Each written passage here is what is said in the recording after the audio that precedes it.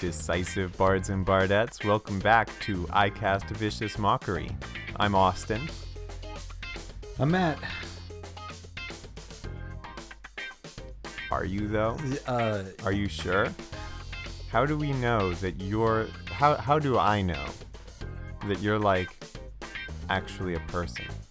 You know what I mean? I'm going to change the subject. We were trying to figure out... Oh, you don't want to just get into it yet? Okay. We were trying to figure out what adjective to use for the intro. And yeah. Austin just picked decisive because he was being indecisive. Yeah, I thought that was fun. But we found out, though, that there are 4,800 adjectives that exist. Which means that there's a hard limit on how many episodes we can... Unless we start using adjectives from other languages, which... Okay. That counts. Or overlap adjectives, like use them again. Yeah, if we reuse them, which we might have already done. We probably by accident, already did because I wasn't paying attention. Yeah, but so let's say we only have 4,800 episodes. Okay. Like that's the most we can ever do. Okay. Are you pulling up a calculator? Sure. All right. I wasn't sure what you were doing, so. Yeah. 4,800 episodes. Yeah, if we do one a week. Okay. Let's say after this first year we miss a couple. Let's say we do 48 per year, the way that they expect with manga chapters. Okay. All right. Well then that's 100 years. Exactly. It's only 100 years. Yeah. Now I'm 27. Mm-hmm. You're 26. Only, but just barely. Only for like a couple days. Yeah. So I'm officially much older than you. Oh, and much more wiser as well to go along with it. You are my senior. I'm. Go ahead. You can say it. Senpai. That's right, my little kohai. Oh, I was about to swear.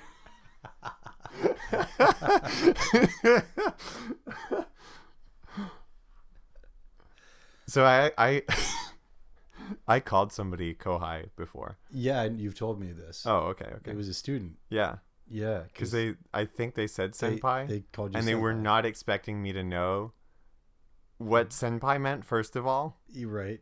But like, how could your martial arts instructor not be a total weeb? Yeah, not know. Number one. What? And number two, not know how to respond after they said that if I did know it. But oh yeah, I knew. Cool. Yeah. It was weird, right? No. No? It was fine. Okay. It's whatever. But she didn't do that again. No. No, that did correct the behavior. It always does. Wow.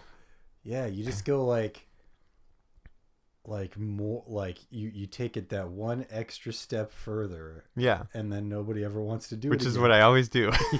That's your MO. Yeah, it really is. Yeah, modus operandi, for those who don't know what M.O. means. It actually it's a term. Right. It's used to refer to serial killers. Yes, exactly. In reference to them, which is what Well, although they never say it's really funny. My wife watches a bunch of serial killer shows and stuff, like real life ones and fictional ones. Mm-hmm. And when I say a bunch, I mean she's watched through. All right, NCIS isn't one of these. It's just general crime. No, not NCIS. What's that one called? Law and Order. Right. I don't even know what they are. But she's watched through Law and Order like 3 times in the past year or two. 3 times through the 16 seasons or whatever it is. She watches a lot of these. What? And I've never heard them say what M.O.s stands for. I don't think the show writers know. They might not. They really might not. I've never heard, because they explain so many other things to the audience every time they come up. They explain what the internet is like, because the show spans a long time. Right. So like from 2005 when they start talking about the internet to 2011 or something, they explain like what a website is every time, and like, oh, you can use this mouse to like click on here. And it's like, but they never explain the crime stuff, like MO or things like that. Like there's Taru, Taru. Okay. Tactics and Reconnaissance Unit or something, maybe. That sounds legit. Yeah. But they just call it Taru every time, and I thought it was just the name of some dude. Some dude named Taru. Yeah, except that they always capitalized his name in the subtitles, like full caps. Full caps, yeah. So that actually tipped me off pretty quickly. But like, yeah, had that not been the case, I would have just thought, oh yeah, bring it to Taru, and Taru's just the character we never meet. Taru's the character. Taru's just this dude who's sitting in the background. Who is Taru? There's like some guy. Some guy. There's like a second, there's a second layer to this show where it's like a mystery that you have to solve as the viewer. Yeah, exactly. Who is Taru? He's been on screen precisely 3 times. Find him. What? Who's Taru? Oh man. Yeah, like SWAT is Special Weapons and Tactics. Right. Yeah. They all have their terminology. Well, I guess police and military are different, but they all like their acronym stuff. Yeah. Everybody likes acronyms. It's just some people do ones that sound more like words. So they end up just becoming words. Right. Well, like laser and scuba. Oh, well, yeah, laser. Yeah. Yeah. One of my favorites from the military is Halo. High altitude, low open. For jumps, when they jump off planes, they jump off at high altitude and they open their parachutes low. It's to avoid being detected by enemy radar. Right. I'm not exactly sure why it works like that, but it does. I think just because they're so small, like it it's not much more of a blip than a bird or something. Yeah In relative terms. Yeah because you're also going so fast downward, I would think, and then because if you went down the whole way with your parachute open, it'd be big. Yeah, that makes sense, but also just the term Halo makes me think like, yeah, this is dangerous, like they could die.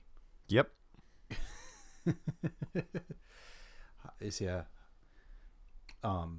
Yeah, that's a really good. What about acronyms in D&D? Oh, yeah. Like D&D is not an acronym, it's an initialism. It's actually not even an initialism.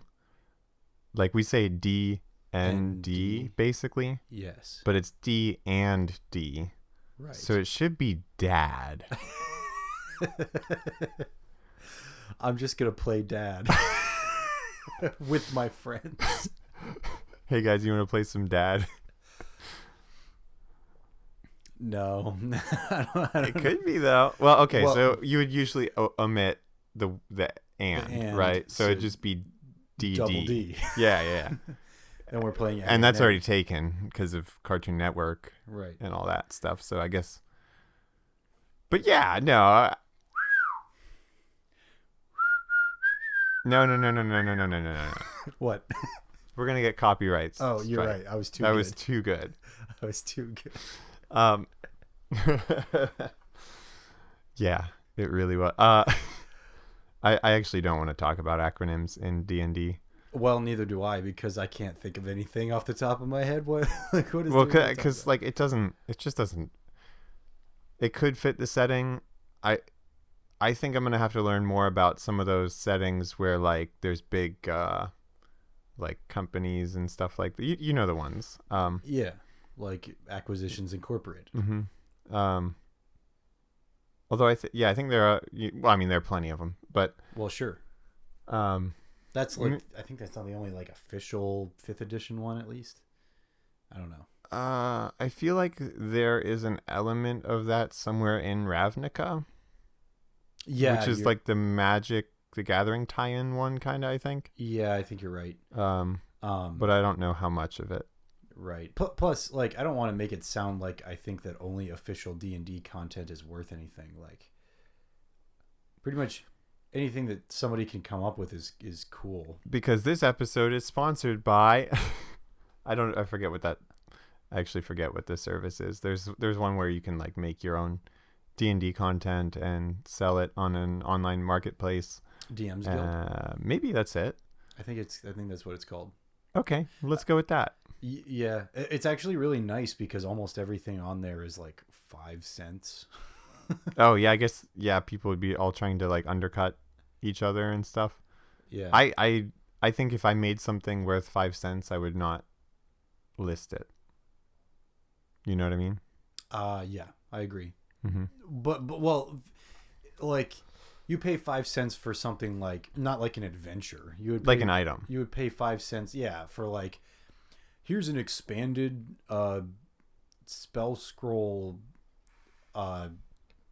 thing, spell scroll mishap thing. You know? Yeah. Like, I don't know. I feel like if you put your time and effort into it, it's worth a little more than that, probably.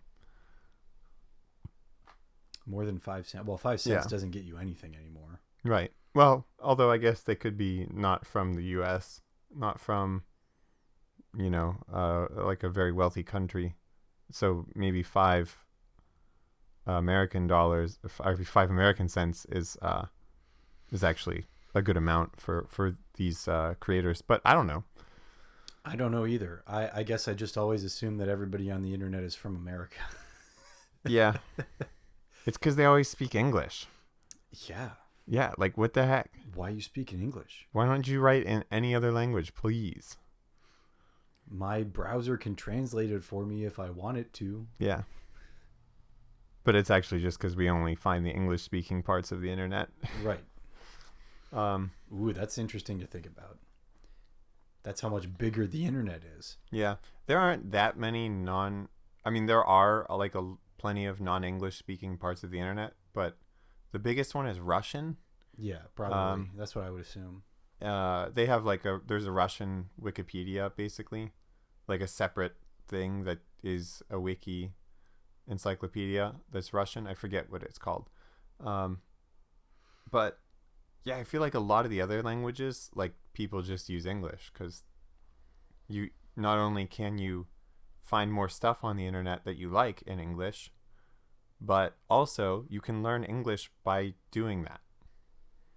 Look at that. So it like goes together pretty nice. Mm-hmm. And not saying like not even with the goal of learning English, but just like you need English to do it, and what's the best way to learn English? By doing this, right? Like just by going online and searching for stuff that you like in English. There you go. It just like you don't. It's almost like learning to operate machinery or something.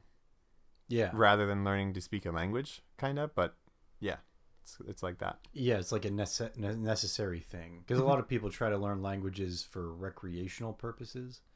Like, hey, I just want to do this so that I know, and yeah, it's useful, but in this case, it's basically only because of the utility of it. You want to know this information. This information exists plentifully in this language. So if you learn this language, you can know these things. And now on that topic, okay, to shift away from that topic. All right. All right. So now, on a related separate note, on a related but separate, yeah. Okay. On a related but unrelated separate note, I would like to ask your opinion of what makes an NPC memorable. Because I know what it is. I know the entire secret. I can just tell you right now. But I want to know what you think. Because you brought up this topic. The entire secret? Mm-hmm. Yeah, I can tell you exactly what to do to make an NPC memorable every time. Well, if we look at... I don't remember the author's name. But if we look at Save the Cat, the author of that book, Save the Cat? Nope. Oh, you don't? I've heard of it, but I don't know I've not read it. I have read it. I read it once, and it was a while ago, so I'm not going to remember everything about it very clearly, but I can't even remember the author's name. But it's a pretty popular screenwriting book for writing a script for a film. But in it, he talks about in order to make a character memorable, he says, like, really all you have to do is give him a limp and an eye patch. Okay, yeah. So here's what I think. Mm-hmm. Give him a goofy name and a goofy voice and a goofy personality. Done. Yeah, give him a limp and an eye patch. Like, the only thing that people will remember distinctive features about something, right? So like you walk up to someone and they're like, "Oh, hey there, kids! I'm Sylvester Stallone, the Warlock." And you're like, "Okay," and he's like, "And you know what I like to do?" What? I like collecting people in bottles. Roll initiative. And for some reason I heard the Pokemon battle music in my head. yeah. So he Sylvester Stallone, the Warlock, known in the land for collecting people in bottles. Had you talked to any of the other NPCs, you would have been warned about this guy, and you would have known as soon as you heard his goofy voice that something was up, because they all talk about how goofy his voice is, and that's the last thing you hear before you're in the bottle forever. Actually, they don't talk about that because they never get out. He's just covered in bottles. Oh, it's like that line. I forget what show that's from, or movie maybe, where he's like, "If nobody ever survives, then where do the stories come from?" Oh, it's from Pirates of the Caribbean, right? Yeah. I wonder where the stories come from then.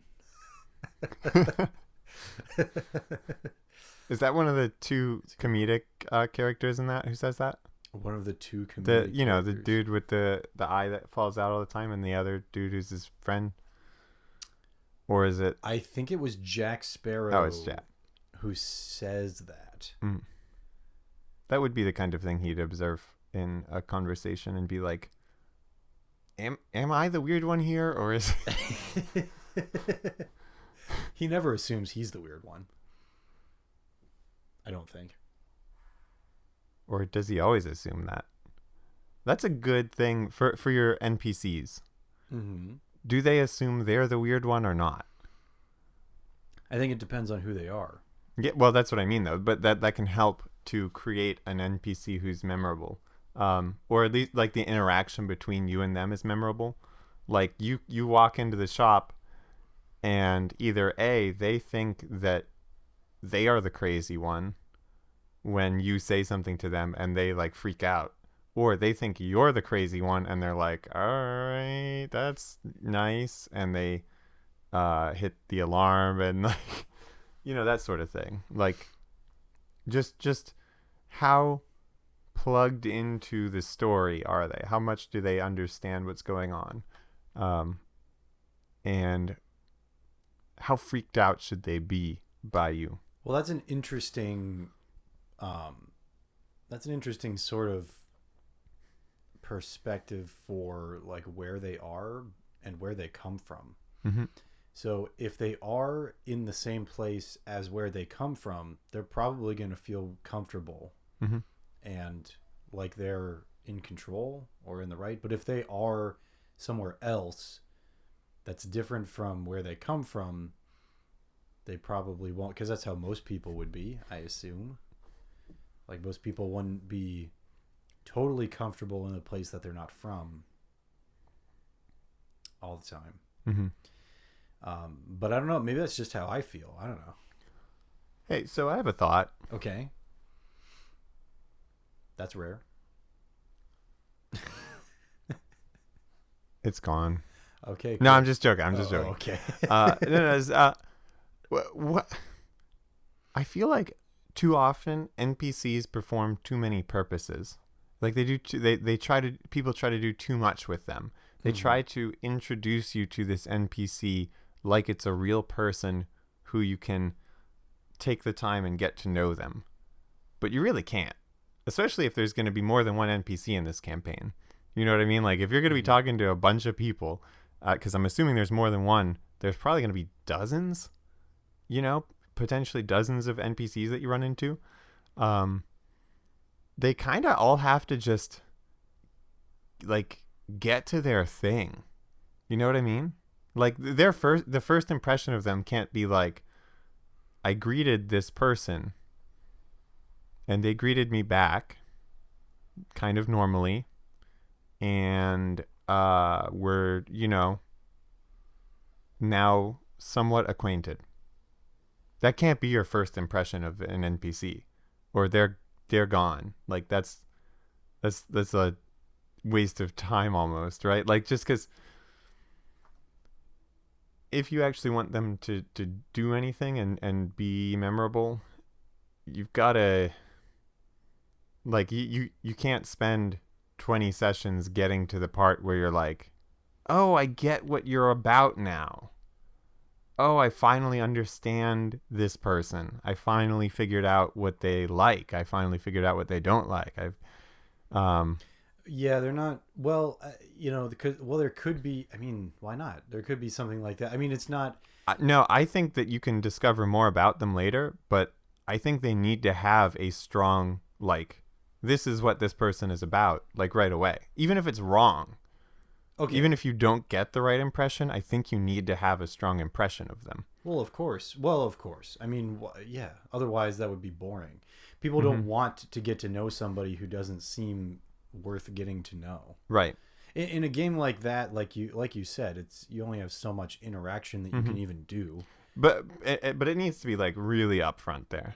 Like like you meet this bounty hunter dude and he's like, I don't know, he's like, what do you want? And you're like, I don't know. I just maybe there's a magic sword. And he's like, I ain't relying on no magic. And he points his crossbow at you and he's like, you best get out of my way. Now you know what this dude's about. You don't even know his name, but you know this dude will be a jerk to you if you're like using magical stuff and trying to outdo him in his job. And you know that he's like gonna try to present a physical threat.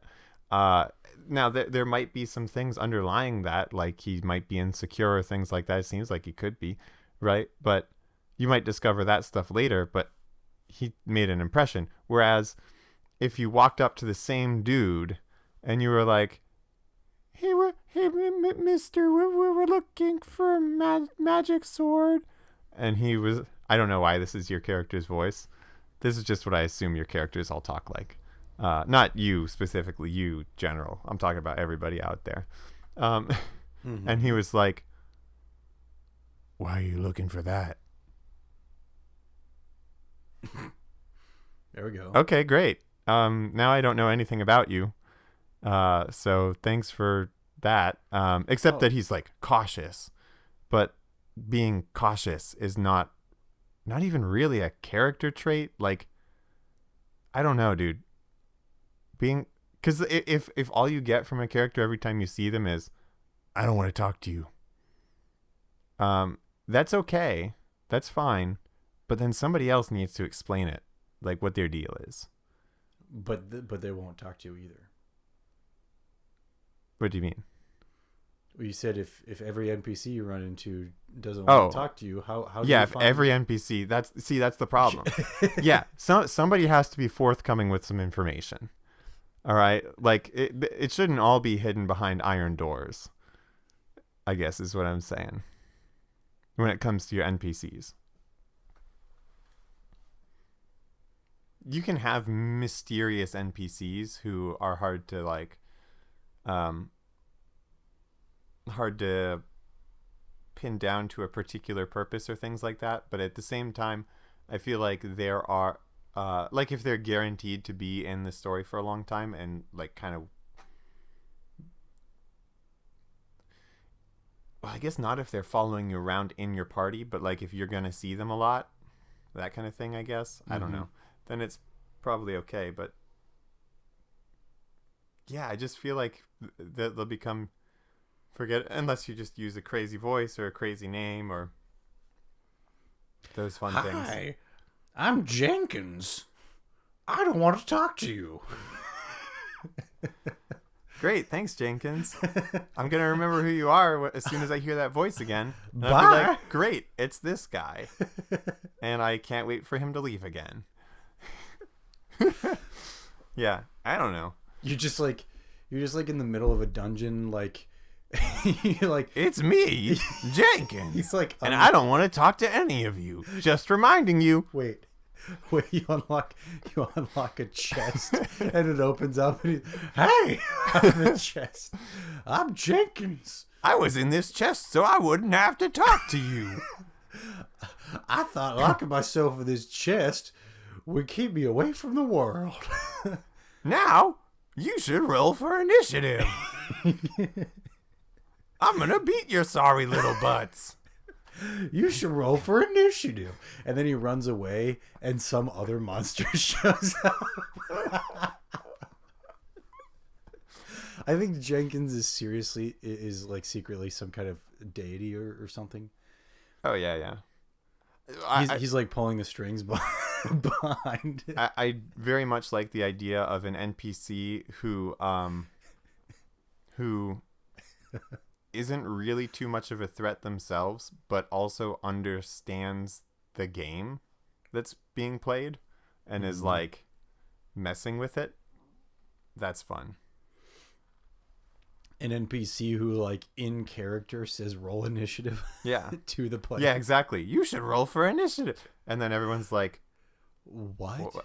what do you mean? And he's like, better get rolling, kids.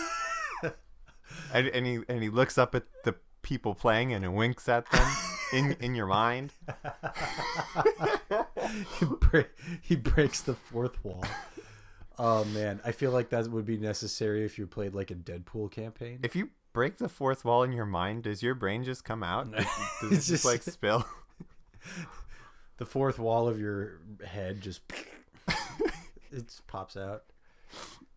jENkiNs just comes into your house and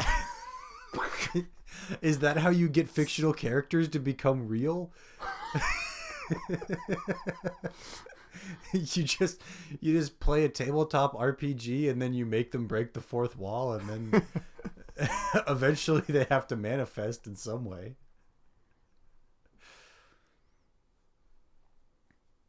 All right, so what fictional character do you want to be real?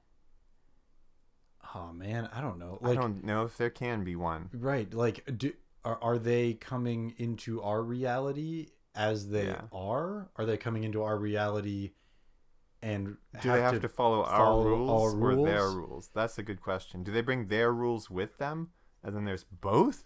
Yeah, or is it isekai? Do we get sucked into their world? I don't know. Actually, I guess that might be preferable sometimes. I guess it depends completely, right? So, I mean, I don't know. That's a sticky question. I don't know. What fictional character? Well, of course, who wouldn't want to meet Naruto? Not as a kid, though. Well, I guess he's always annoying, but...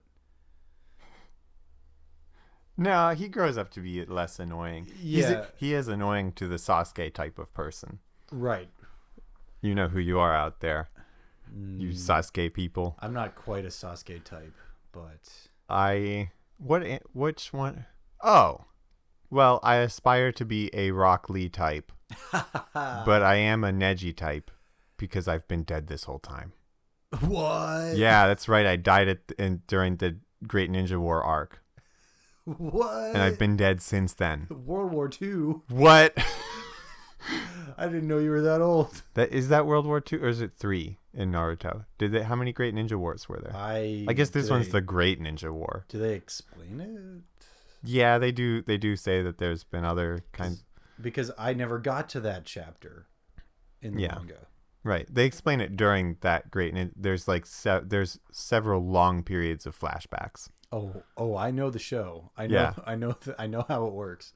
You're like, all right, I just want to see them fight Madara, and no, it's all flashbacks. You're not seeing that for 10 episodes, dog. 10 episodes? No, 10 episodes is the first part of the flashback. Then they flash back from there, which does, I'm pretty sure that happens. The double flashback. Yeah. They flashback in a flashback. Well, so in the manga, it goes gray, mm-hmm. and then it goes black as the framed color. And then it goes back to gray, and then it goes back to white. Great stuff. Well, they just thought, I'm sure Masashi Kishimoto was like, oh, how black is a color too. He just wanted to be able to utilize it. He's well, like, they usually, if there's a single flashback, they just use the black border. But yeah, when they do the gray one, and you're like, I know where this is going. I think that happens at least. Maybe I'm misremembering. I should probably do a flashback right now, real quick. Okay. Podcast flashback. Oh no! You guys see the gray outlines? All right. So what else can make an NPC memorable? Wait, what kind of type of Naruto character am I? Oh, what type are you? I don't know. Oh, Sakura? Am I useless? No.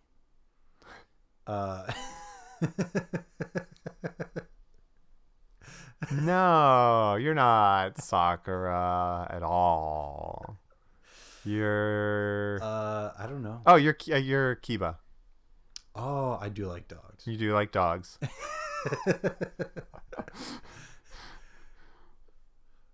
Yeah, you know what? I think I might be Kiba. You like dogs, and you have face paint usually. What? You wear hooded sweatshirts? I occasionally I will wear a hooded sweatshirt. Those are his defining characteristics, right? I don't know. No, there's more to it. Like his general deal is kind of similar to you, I think. The way that he acts, he's kind of like that. Come on, just do it, kind of guy. Like, what are you moping around for? Just do it. Just do it. Yeah, I feel like Kiba is just Shia LaBeouf, yeah. But with the bigger dog. Well, he's a small dog at first, but then he grows up. Yeah. He gets big. Yeah, it's weird how... But he still looks like a puppy, I think. Am I right about that? No, he looks like... Does he look like a wolf? Like a wolf dog, yeah. Oh, okay, never mind. I thought he still had puppy head for some reason. Like the cute little round ears and like the big like closed eyes and... Well, okay, hold on. So Akamaru is the same size and a puppy for the entirety of the Naruto series before Shippuden. Yeah. But then he never changes. And that takes place over the course of like what, a year? Yeah, it's at least a year, probably longer. At least a year, right? Mm-hmm. And then they do the training thing and he comes back after 3 years and then suddenly he's just a fully grown dog, like dog. 5 times the size of what he was before. Well, he came up to maybe Kiba's knee before at the highest, less than that. He was like a little like puppy. Mm-hmm. And then they come back and he is the size of a person when he's on all fours. Right. He's fully like huge. 5 feet tall. Kiba 6 rides feet him tall. into battle. Yeah.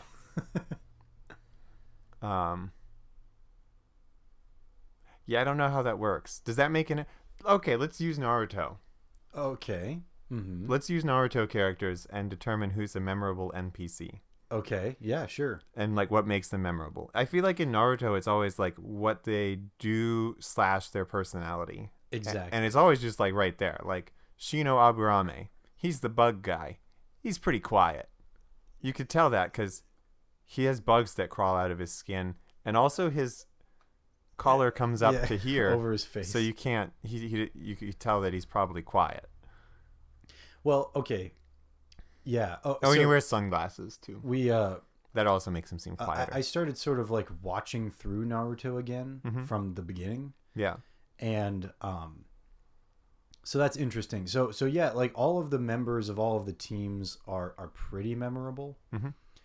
Rock Lee, totally memorable. Right. Because he's in your face. He's, He knows what his deal is. he's got big eyebrows. He has huge eyebrows. That's goofy as heck. Bowl haircut. Bull haircut. Yep. Yeah. And like the first thing that he really does in the show is ask Sakura to be his girlfriend. So you know how bold he is. Right. You know that if he has an objective, he just goes straight for it. Although, what does he do after she says no or whatever she says? He takes it not. He doesn't take it well. Right. But then he challenges Sasuke to a fight. Right. I think it was for Sakura. Right. And then he wins, but not really because the turtle interferes. Right. But well, that's neither here nor there. But so you see like kind of his loop, right? Like what right. He strives for something. When he doesn't reach it, he tries to encounter a greater challenge, so he's worthy of that thing, and that's just what he does. Right. Forever. That's like the rest of the entire show, the rest of his entire life. That's what this dude is about. And you see it in like the first few minutes when you meet him, and you see it every time you see him afterward. Right. So non-memorable characters, Ten. No. What's she about? She got weapon scrolls. She has a cool power. You'll remember what her power is. What does she like? Neji. That's it. I guess. I think that's all she likes. And Sasuke. And Sasuke too. Everybody, all the girls like Sasuke. Do you think Masashi Kishimoto is a Sasuke type? Ooh. I don't know, because Sasuke doesn't really... His life doesn't go very well in the manga. You'd think that if he was projecting, he would make that character... No, like, a lot of authors would do that with characters based on themselves. They're like, yeah, this is the most miserable life you could have. So they do. It's a thing.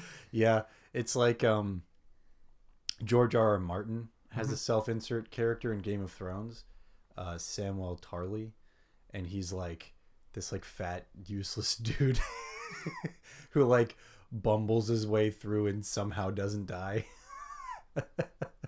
Yeah. Okay, so I don't know. I don't know if I can make any judgments about Masashi Kishimoto because... Oh, no, we don't have to. It's fine. I don't know him. Yeah. But anyway. Yeah. So who else? Neji Hyuga. Okay. Is he memorable? I don't think so. I don't think so either. Because... he's the same as Tenten. Right. Like people like him and were like fans of him and were sad that he died because he was attractive and a genius and good at everything. And for some people, they were like, that's the right character to like. The one who's the best at stuff. But at the same time, like, that's all he's got going for him. He doesn't really have... I mean, well, so his I think maybe his story is that he's not actually a genius. I forget.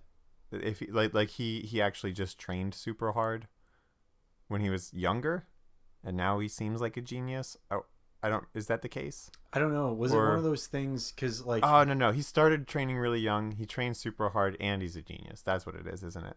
I don't know. What was it that Sakura, Hinata, was she like... Because she's from the Branch family. In the show, they explain all this. No, she's from the main family. Neji's from the Branch. He's from the Branch family. Yeah, so people like look down on him and stuff. So that's why he trained so hard.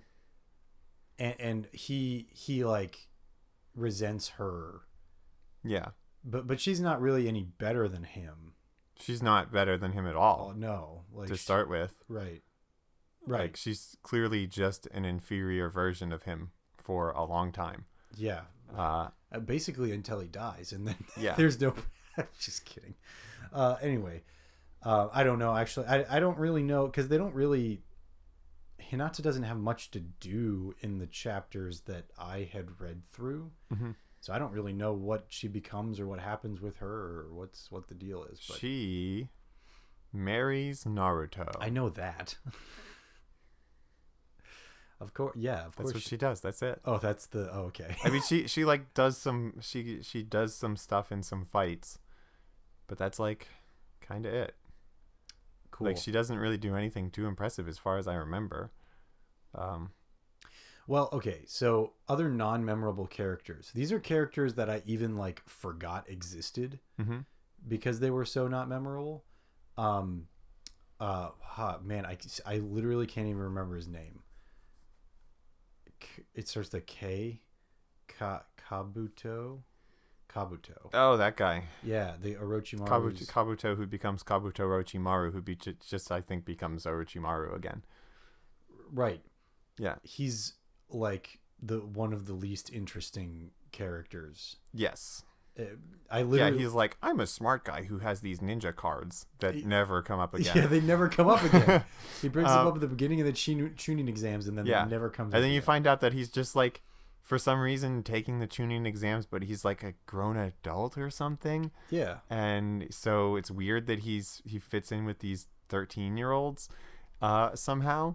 And also, by the way, he's Orochimaru. Well, he isn't yet, but he's not. Yeah, what is his deal again? Like, he is like a scientist kind of guy, right? And he like infuses himself with Orochimaru, but then Orochimaru just takes over his body. Right, exactly. Yeah.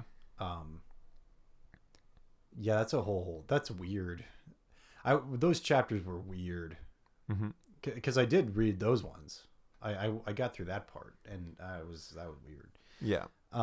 Anyway. There was one other character that when they came up, I had forgotten about their existence. Konohamaru. Oh my god, yeah. Yeah. He's just like, his whole deal is just that I'm like you, Naruto. Done. That's it. Yeah. He's the third Hokage's grandson. Yeah. The honorable grandson. I think he becomes the Hokage after Naruto. Because I think Naruto retires before Boruto. Oh, really? Yeah. I think he's not Hokage anymore. What? But and Konohamaru is. But yeah, that was what he always wanted, was to be Hokage. But he realized that he didn't need the power for himself. He needed it for everyone else. Oh. And then when he got it, he no longer needed it or something. Cool. That would have been an interesting end of the arc if they were like, "Oh, okay, Naruto, you have to be our Hokage," and he was like, "No, I don't think so." That would have been pretty funny. If that had happened. Well, so because he's not even the next Hokage after that. Kakashi is. Oh, I did not know that. Yeah, in the interim, or he might be during the Ninja War too. What happens to Tsunade? She's out of commission for some reason. Okay. After the Ninja War, she retires too, because she's actually really old. Right. She just looks young. She just looks young because of medical ninjutsu or whatever. Yeah, her thing. Yeah. All right, this has gone too far. Has it? Because this is an interesting character study. Like, look at all the things that we remember about these people. I just feel like now we're just talking about weird, random things that we remember about different characters. We could keep going. Well, either way, I guess at the end of the day, though, what's the through line here? Because it's not just that they have an interesting, cool thing about them. Right. Because not every character. There are plenty of characters with interesting stuff, like Neji Hyuga's super cool abilities to see in all directions and see through stuff, and also something about he could clog people's chakra pores. Yes. So basically he just has to touch you and it hurts real bad. And then he touches people real fast. That doesn't make you a good character. Not necessarily, no. What does make you a good character? You get nosebleeds every time you see an attractive woman. Ebisu? That's Jiraiya. Ebisu is the best character. Oh, I forgot about Ebisu. Exactly. He comes back later too. Yeah, because he does something. I think he does something significant toward the end of the story. Oh, really? Yeah, significant-ish. I mean, nobody does anything like. In the grand scheme of things, Naruto and Sasuke are the only ones who can do anything significant. Right. Okay, but although, I don't know. There's 2 spoilers then. There's an emotional through line, I think, too, yeah. to characters. Like, if they make you feel, you've got to know. You've got to anything really. Yeah. Because Neji doesn't really. I mean, he has that whole like branch family thing, but I don't know. He doesn't really have much in terms of that kind of thing. Well, I don't think we ever see the negative impact on him because we see the final form of Neji when he's first introduced. We see this is the genius warrior kid who trained so hard his whole life and also just was the best at this stuff anyway. Right. And I guess his thing now is that he's angry because he won't get he'll never get the recognition for it. But that doesn't make you memorable still. No. Maybe it's because it's so yeah. Why is Rock Lee better than Neji? Well, my AIM name back in the day was leesthegenius. So that's definitely what I thought. Yeah. Back then was that Rock Lee was better than Neji. But well, okay. So part of it, I think, is just growing up in Western culture, because like the whole idea of like main and branch families is pretty foreign to us. Yeah, that's true. Like literally being literally being looked down upon because of that, something like that. I don't know if that. I mean, I guess that happens here, but it's not like it's not part of the culture. Yeah. In a way that it is in Japan, you know. Yeah, possibly. Because in Japan they have like actual rules about that stuff and like their customs and all that, you know. Here it's just kind of like a behind the scenes sort of thing almost. It's not really brought out to the forefront if it happens at all, which it doesn't always. So maybe that's why it didn't connect so much maybe to Western audiences. Whereas Rock Lee, like, what's more American than I'm going to struggle to achieve the things that I want no matter what? Yeah. You know, like that's like I was dealt a bad hand, but that's just what I have. I'm gonna win with it. Yeah, that's true. There is something about that. But I don't know. All right, so why don't we remember anything about Kiba other than he has dog? And why is he still like a good character, sort of? Well, he's like when you see him, you're like, oh, it's Kiba, cool. Yeah. But I don't feel like we have. Oh, maybe part of with Neji is his character design, because his clothes are kind of like whatever, and he's got that like hair thing. Yeah, it's got the 2 strap loops and then yeah, but I don't know. I mean, like, he passes the silhouette test. Like, if you saw a silhouette of Neji, you would be like, oh, it's Neji Hyuga. Or it could be Neji Hyuga's dad. Or really? Hinata's dad. One of them, like, silhouette wise, would look almost the same. Yeah. But Kiba, I don't know. You just like, you look at him and you're like, that's Dogman. Yeah. Although I don't know, his silhouette looks a lot like Naruto's. He's spiky hair. Yeah, but he's got the hoodie. Yeah, okay, the hoodie. Okay, yeah, Naruto has like the zip up, like anorak style jacket kind of thing going on. Right. And Kiva's got the hoodie. Yeah. Very memorable character. That's what makes, guys, if you need your NPCs to be more memorable, give them a actually though. I was gonna say in D&D, if you did describe their clothing and it was something like a hoodie, like, oh, he's got his hood up and he's walking toward you, then he unzips his jacket and you're like, wait, no, hold on, and you're like, yeah, no. Oh, I didn't mean on his robe. No, this guy's wearing a hooded sweatshirt. On the back it says super dry. Is that the brand? I think know. so. He has his hood up in his hands in his kangaroo pouch. His kangaroo pouch. Wait. Huh?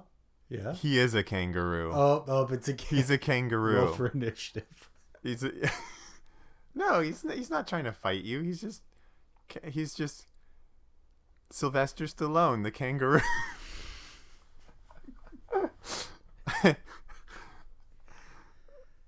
Oh my Definitely naming your characters after real life celebrities. That's a good way to go. That's really an excellent. Just giving him a goofy name though in general is good. You just go home and like you look all sad and your wife is like, what's wrong? And you're just like, my character was killed by Sylvester Stallone. You mean like the actor? No. He was a kangaroo. I don't want to talk about it. Okay, you know what? I have to bring up this homebrew because it's a long one. Ooh.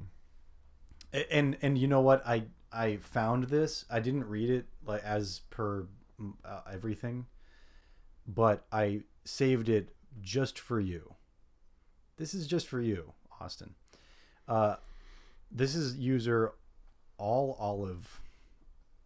ALL olive. We're off to a good start. This is a UA subclass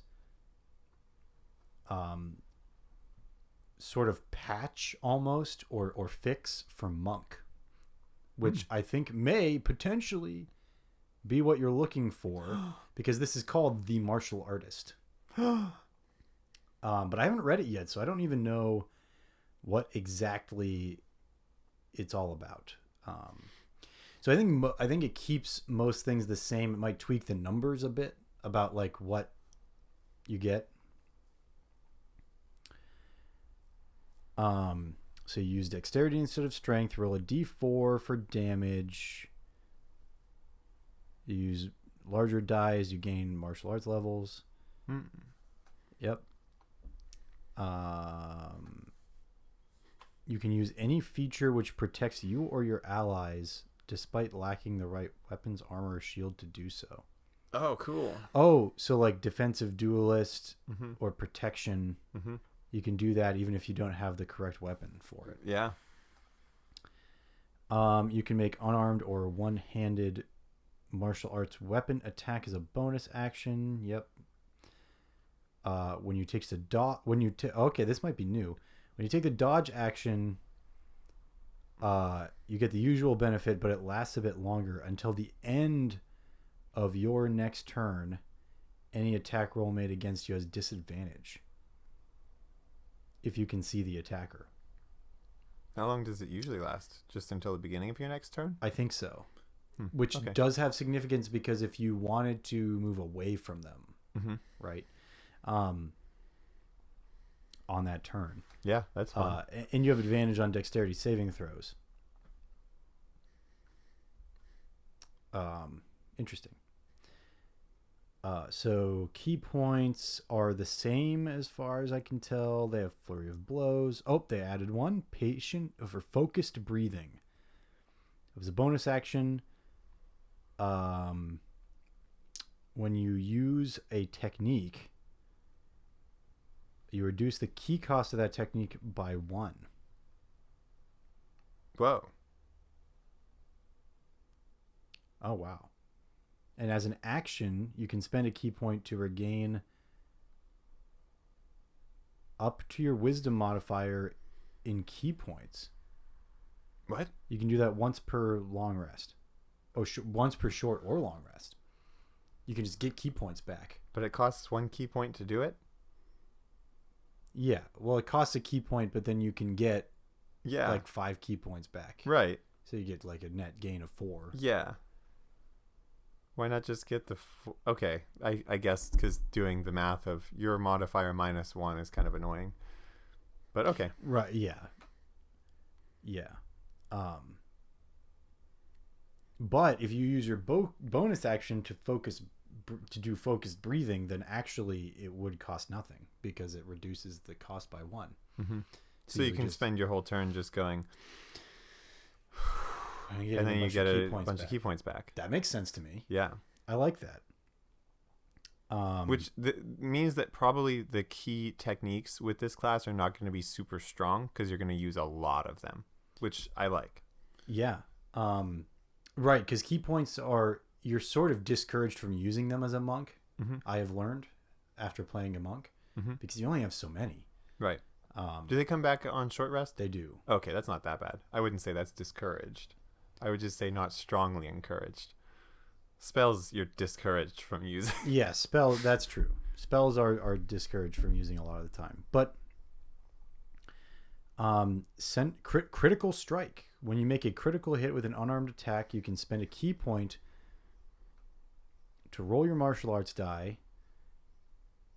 To roll your martial arts die and see the amount.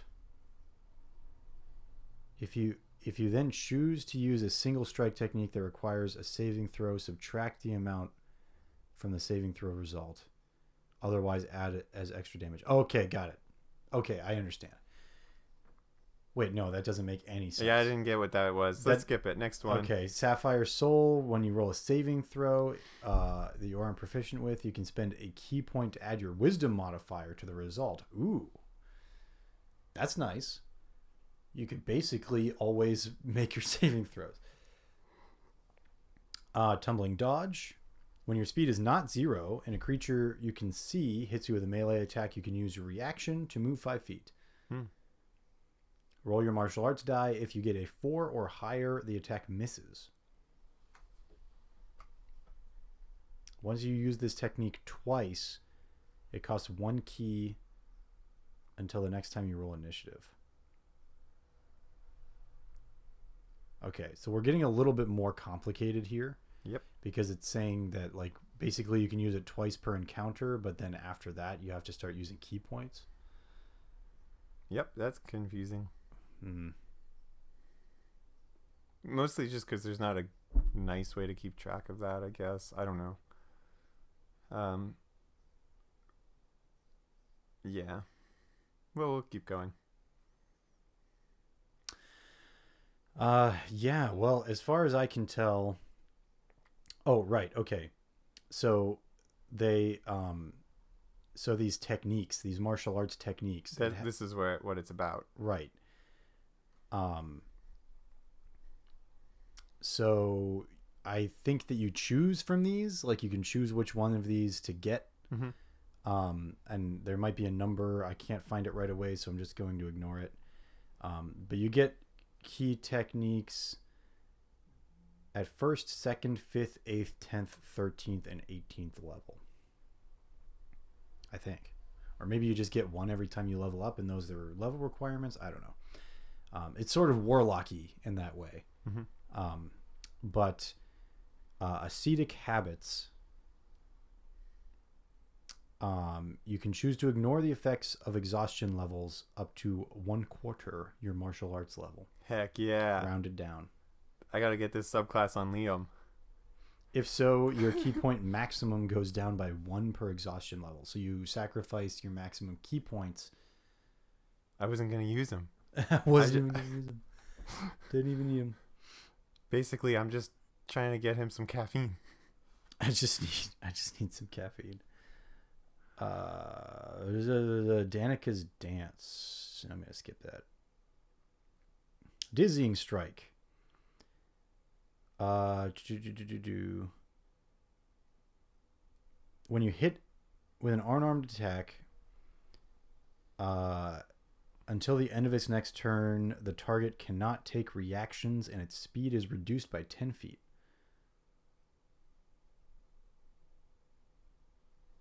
If they're immune to the stun condition, they're immune to this technique. You can literally do something called Stunning Strike as a monk. Well, that costs a key point, though. This one, I think, does not. I think it sounds like you could just use techniques as an action. Right. Iron Body. Your martial arts training is focused on the tangible, not the spiritual. And though you are no stranger to finesse, brute force is your weapon of choice. You must use strength for attack and damage rolls of unarmed strikes. While you're wearing armor and not wielding a shield, your AC equals 10 plus your dexterity modifier plus your constitution modifier. Where you're wearing no armor, sorry. Your key save DC for strike techniques, 8th level or less, is 8 plus your proficiency plus your dexterity. And replace wisdom with dexterity for Sapphire Soul. And dexterity with strength for tumbling dodge. Wow, that's way too complicated. Yeah. It sounds like what they're saying is if you choose this, you become a strength-based monk. Right, exactly. Sensei, your aphorisms help enlighten those around you. You learn the cantrip Guidance. The target must be able to hear and understand you, and you cannot target the same creature more than twice per short or long rest. Huh, that's a cool one. Two heavens as one. When you're wielding a martial arts weapon in each hand, you can use weapon attacks with flurry of blows. You can use critical strike with weapon attacks with no prerequisites or key cost. And if you have the dual wielder feat, you also get the benefits of defensive duelist feat. What? I don't even understand what that means. Yeah. Part of it is that each one of these requires you to read what the other feats do. Right, exactly. But it sounds like basically you can use two weapons as though you're unarmed and use the same, attacks that you would unarmed. Right. Including flurry of blows, which is pretty cool. Let's go all the way down to some of these later ones to see what they do. Like, I want to know what we're headed toward. Yeah, what are we getting here? 18th level. There we go. You can use your action to spend 4 key points to become invisible for 1 minute. During that time, you have resistance to all damage except for force. You can spend 8 key points to cast astral projection without material components. All right. Gain expertise with up to 2 sets of tools you're proficient in. Okay. And your martial arts die becomes a D12. Yeah. So it's sort of... that's interesting.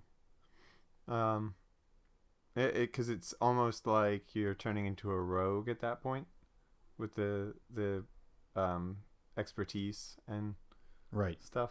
Well, I think that monks get expertise eventually anyway. Oh, okay. I don't know though. I don't know, I guess for sure, but that's what I thought. As an action, you can spend 7 key points. That's such a weird number. 7 key points and gain +2 dexterity, +2 to initiative, which is dexterity, and 15 feet of extra movement speed for 10 minutes. You can use a reaction. You can use 2 reactions per round instead of 1. When the effect ends, make a Constitution check. The DC is 5 plus the number of times you've used the technique in the last 7 days. If you fail, you suffer a level of exhaustion. You cannot use the technique again if it is already active. However, if you are 20th level, you can spend double or triple the key cost, 14 or 21 key points, when activating it. And if you do so, it counts as 2 or 3 uses, and all the bonuses, as well as the duration and the exhaustion, are doubled or tripled. Jeez. Hold on. Okay, so I must have missed something about key points, because normally you would only get 20 key points as a monk. Yeah, but it sounds like level. Here you could potentially get 21 at least. At least, yeah. Okay, so yeah, that's a very complicated subclass. Yeah. It's very complicated. Yes. And it has like a lot of... It feels like it has several potential play styles in it. So it kind of feels more like a class. You know what I mean? You know, and I think that there's another subclass in here that I didn't even realize. Oh, that would explain it. that would do part of that. Yeah, it's like 15 pages worth of stuff. I think. And that's just what's on, and obviously, and it has a link to the rest. Yeah. Some subclasses are pretty long, but that one seems like it's a lot to keep track of. Right, but I think it kind of is on the right track though, because that's what you were looking for. You said, right? Well, I want to be able to multi-class. Well, monks just become so like. All right, so even then, your monk hit die goes up with your monk level, not your total level. Yes. Which that makes sense, but that means if you're a 6th level monk, 14th level fighter, you still have the D6 as your hit die. For 6 of those levels, yeah. Yeah, well, for the monk part, yeah. Yeah. So if you're not, basically you can't viably fight unarmed, because as the 14th level, whatever you are thing called, fighter, yeah. You could just grab a sword and do much more damage. You could do, D6 plus 3 even. It's just a basic, like whatever, pick up of what, whatever sharp piece of whatever, and that'll do that. Effective against vampires. Yeah. Yeah. Well. Yeah, so I want to be somebody who can punch someone in the face so hard that I don't need to carry around an axe, a spear, and a maul. I just need an axe and a spear, and then I punch them. That's what I want to do. Maybe that's one option. Axe, spear, punch. Yeah. That sounds like a great combination. The classic game. The classic game of axe, spear, punch. Yeah. Dude. We got to talk about rock paper sometime on the show. Rock paper. Oh, yeah. Yeah. My secret game. Secret game. I love it. I love it when I play that with people, and they get so confused. And I can tell, like, I love it when I go multiple people at a time, and we're playing, and somebody's like, "Oh, I get it," and I'm like, "No, you don't, because you're not even looking in the right place while we're playing this. I can tell you don't get it because you're not even watching the right person." It's so fun. It's so fun. Watching the right person. Yeah. Yeah, it's the worst feedback. Like for an actual game, if you wanted somebody to play it and enjoy it, I'm doing a horrible job of giving feedback. But we'll play rock paper sometime. We'll make some decisions that way. Okay. It's better than a coin flip. It just is. It's more interesting. Yeah. I guess. Well, and also it doesn't require a coin, which whoever has one of those. Well, we have dice. Yeah, I mean, and I can tell Google to flip a coin, but like You also, could. well, sometimes you want a coin flip though. Like, this is a D6. I know that there's a 50% chance that it's 1, 2, 3, or 4, 5, 6. Like 1, 2, 3 is 50%, 4, 5, 6 is 50%. But is it really? No, of course not. There's always a chance it could land on one of its billion corners. It has a billion of them.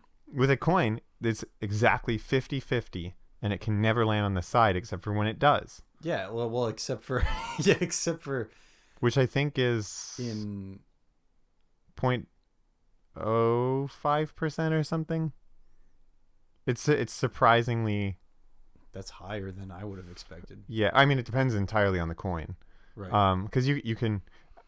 Have I seen somewhere that someone designed a coin that is even odds to land on its edge as the other sides? I think it's like a thick coin. Yeah, that's a thick coin. It's a thick coin. But yeah, I think I've seen that before. Yeah. Well, it's like no game, no life. At the end, he flips the coin and then he catches it in the brick on the side.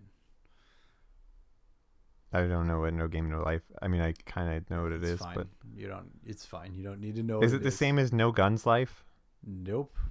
Are you sure? I don't know what that is. So yes, I'm pretty sure they're the same, though. No, they're not. Are you sure? We should let the audience get back to what they were doing. This is what they were doing. Not anymore. Oh, bye, guys.